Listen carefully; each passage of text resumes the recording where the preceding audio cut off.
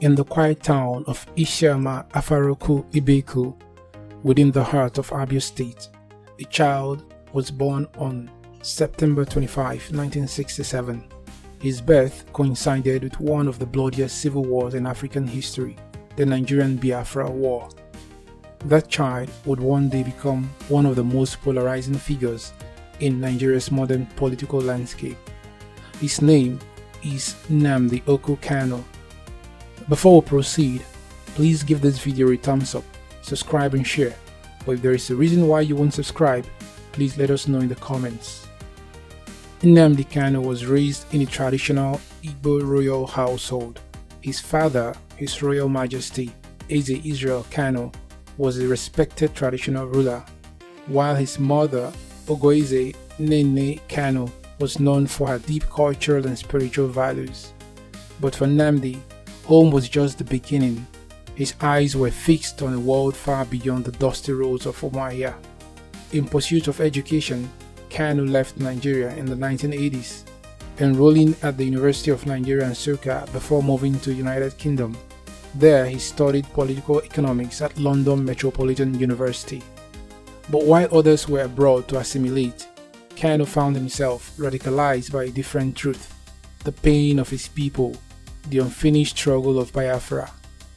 In 2009, Kanu became the director of Radio Biafra, a station originally founded in 1999.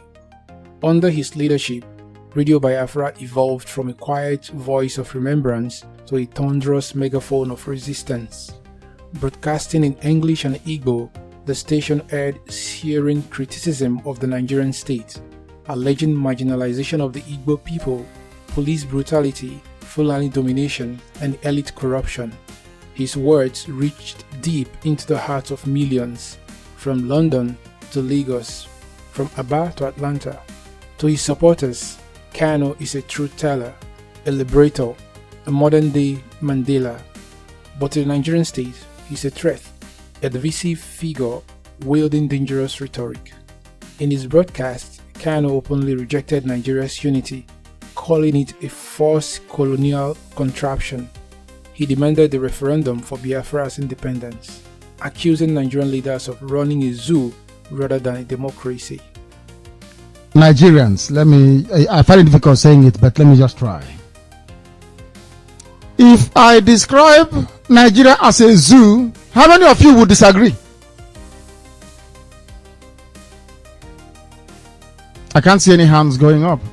How many of you will disagree with me when I say that Nigeria is a zoo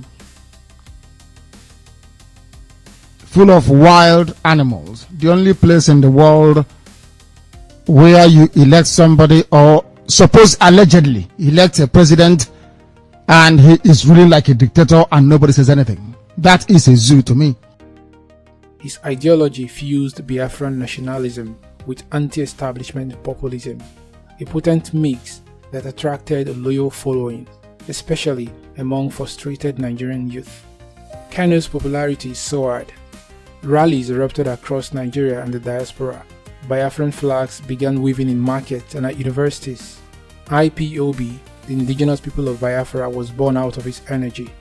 But his words also triggered fear and sometimes violence.